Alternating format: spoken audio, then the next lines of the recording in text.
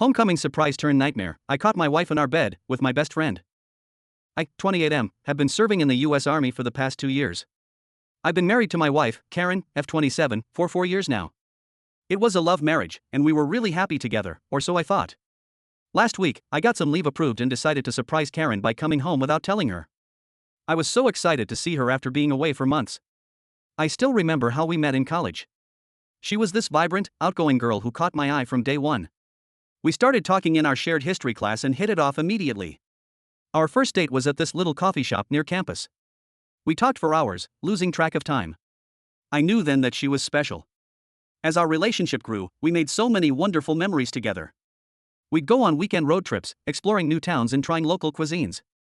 Karen loved to sing, and I'd often find her belting out tunes while cooking or doing chores around the house. Her voice always put a smile on my face. One of my favorite memories is when I proposed to her. I took her to the beach at sunset. We walked along the shore, and as the sky turned beautiful shades of orange and pink, I got down on one knee and asked her to be my wife. The joy on her face when she said yes is something I'll never forget. Our wedding day was magical. Karen looked stunning in her white dress, and I couldn't believe how lucky I was to be marrying the woman of my dreams. We danced the night away, surrounded by our friends and family. It felt like the start of a beautiful journey together. Even after I joined the army, we tried to make the most of our time together. We'd have long video calls when I was away, sharing stories about our days and making plans for the future. Whenever I came home on leave, Karen would always have something special planned. Sometimes it was a home-cooked meal of my favorite dishes, other times it was a surprise weekend getaway. With all these memories in my heart, I was really looking forward to surprising her this time. I bought her favorite cake and a beautiful bouquet of roses.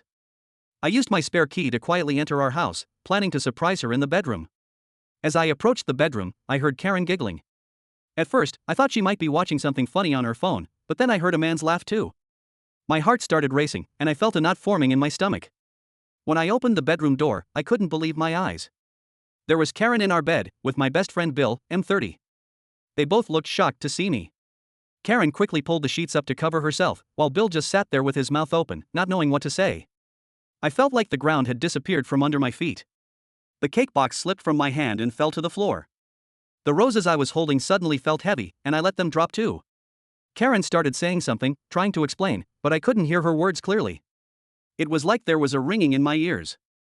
All I could focus on was the fact that my wife, the woman I loved and trusted, was in bed with my best friend. I don't remember exactly what I said, but I know I shouted at them. I was hurt, angry, and felt so betrayed. Karen kept trying to talk to me, but I didn't want to hear it. What explanation could possibly justify what I had just seen? I turned around and walked out of the room, out of the house. I could hear Karen calling after me, but I didn't stop. I got in my car and drove to my mom's house. I didn't know where else to go. Now I'm at my mom's place, trying to process what happened. I can't believe Karen would do this to me. And Bill? He was supposed to be my best friend. We've known each other since high school. He was even the best man at our wedding. How could he betray me like this? Karen has been calling and texting nonstop since I left. She's begging me to come back so we can talk. She says it was a mistake and that she loves me, but how can I believe her after what I saw? I'm so confused and hurt. I don't know what to do next. Part of me wants to go back and hear her out, to understand why she did this. But another part of me is so angry that I don't even want to look at her right now. I keep thinking about all the times I was away on duty, wondering if this has been going on the whole time. Was our entire marriage a lie? Were all those happy memories just a facade? I'm also worried about what this means for my career. If we get divorced, how will it affect my life in the army? Will I be able to focus on my duties with all this personal unrest? My mom thinks I should take some time to cool off before making any decisions. She says I shouldn't do anything rash while I'm still emotional, but it's hard to think clearly when my whole world has been turned upside down. I've been trying to distract myself, but everywhere I look, there's something that reminds me of Karen. The wallpaper on my phone is still a picture of us from our last anniversary. I can't bring myself to change it yet. I keep replaying the moment I walked into that bedroom in my head. The look on Karen's face when she saw me. Was it guilt, shame, or just surprise at being caught? And Bill, how could he just sit there and say nothing? I'm also angry at myself. Why didn't I see any signs? Were there red flags that I missed because I was away so often? Should I have been a better husband somehow? My army buddies always talk about how lucky I am to have such a faithful and supportive wife waiting for me back home. What am I supposed to tell them now? How do I face my colleagues knowing that the picture-perfect marriage they thought I had was all a lie? I'm torn between wanting to forgive Karen and wanting to end our marriage right away. I took my vows seriously, for better or for worse, in sickness and in health. But does infidelity count as for worse? Am I obligated to try and work through this?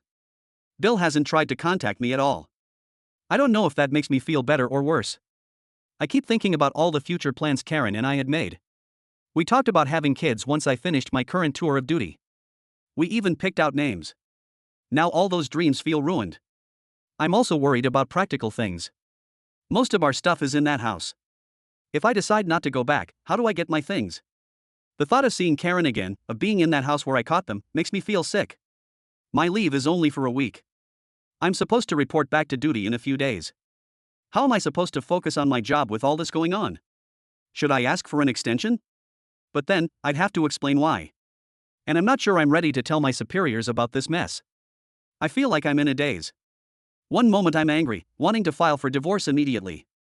The next moment, I'm overwhelmed with sadness, missing the Karen I thought I knew. Then I feel numb. Like this is all happening to someone else, and not me. I keep second-guessing my decision to leave. Should I have stayed and confronted them properly?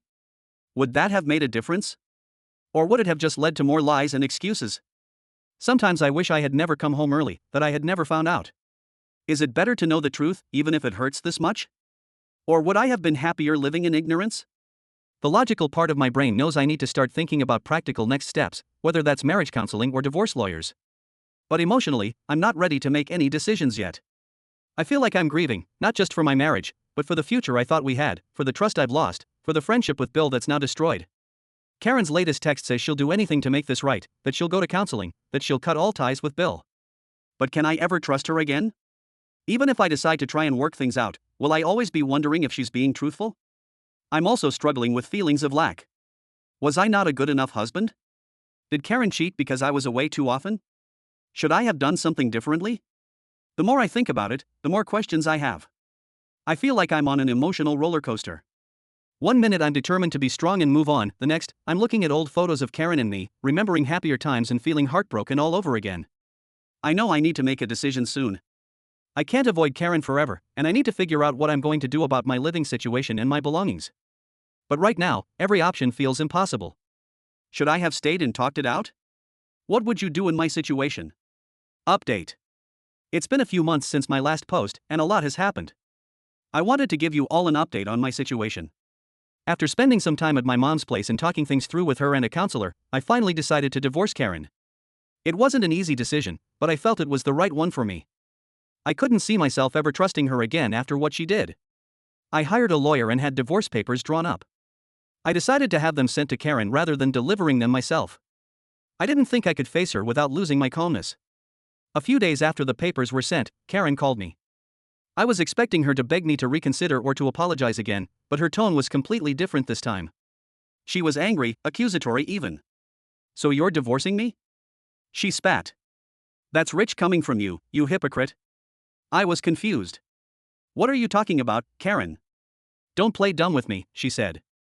"Bill told me everything about your affairs with your female colleagues in the army. How dare you act all and mighty when you've been cheating on me this whole time?" I was stunned. Not only was this accusation completely false, but I couldn't believe Bill would stoop so low as to make up lies about me. "Karen, that's absolutely not true," I said, trying to keep my voice calm. "I have never cheated on you. Bill is lying." "Why would Bill lie?" She shot back. "He's been nothing but supportive of me since you left. Unlike you, who just ran away without even talking to me." I felt a surge of anger. "Are you serious right now?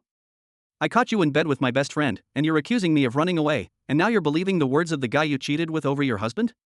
"Well, at least Bill was here for me," she said. "He told me how you've been flirting with your female colleagues, how you've been unfaithful during your deployments. He said he couldn't stand by and watch you deceive me anymore." I was disgusted, not just with Bill for making up these lies, but with Karen for believing them so easily. "Karen," I said, trying to keep my voice steady. "If you had any doubts about my fidelity, you should have talked to me about it. Instead, you chose to believe Bill and sleep with him. Do you realize how messed up that is?" "I was hurt and confused," she said, but her voice lacked any real remorse. "Bill was there for me. He understood what I was going through. I couldn't believe what I was hearing. It was like I was talking to a completely different person, not the woman I had married and loved for years. Even if what Bill said was true, which it absolutely isn't, I said, that doesn't justify what you did. You could have confronted me. You could have asked for a divorce.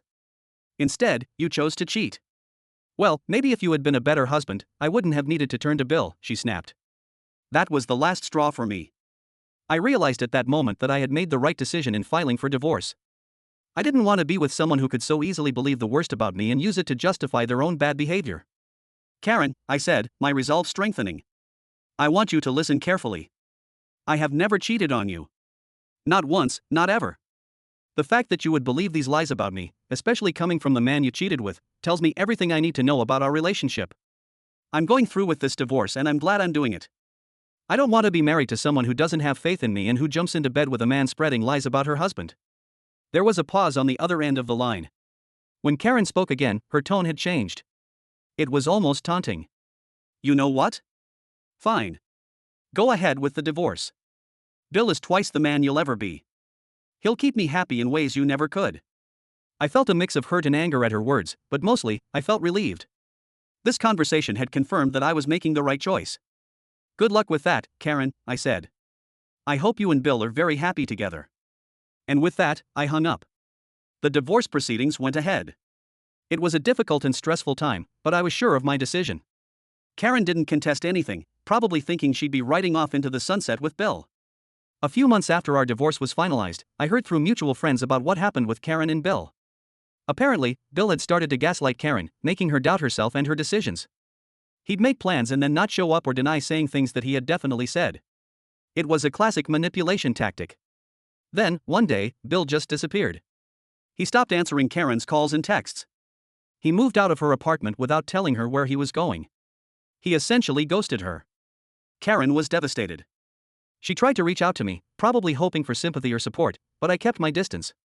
I didn't feel any joy in her pain, but I did feel a sense of justification in my decision to leave. Looking back on everything that happened, I can see now that Bill had probably been manipulating both of us for a long time. He saw an opportunity when I was deployed and took advantage of Karen's loneliness and insecurities. Then, when he was caught, he made up lies about me to make himself look better and drive a wedge between Karen and me. I'm not excusing Karen's actions. She still made the choice to cheat, and she chose to believe Bill's lies without even talking to me first. But I can see how she fell victim to his manipulation. As for me, I'm doing better now. The divorce was hard, and there are still days when I feel angry or sad about how things turned out. But I'm focusing on my career in the Army and spending time with friends and family who have been supportive throughout this whole ordeal. I've also started seeing a therapist to work through my trust issues. I know not all women are like Karen, but this experience has definitely made it harder for me to open up and trust others. It's something I'm working on. I've had a few people suggest that I should feel vindicated or happy about what happened to Karen with Bill, but honestly, I don't. I'm not glad she got hurt, I just feel sad about the whole situation. Sad for the marriage we lost, sad for the future we'll never have, and sad that two people I once cared about turned out to be so different from who I thought they were. Some days, I still catch myself thinking about the good times Karen and I had together. Our first date, our wedding day, the plans we made for the future. It's hard to reconcile those happy memories with how things ended up, but I'm trying to focus on the lessons I've learned from this experience instead of dwelling on the pain. One of the biggest lessons I've learned is the importance of communication in a relationship. If Karen had doubts or concerns about my fidelity, she should have talked to me about them.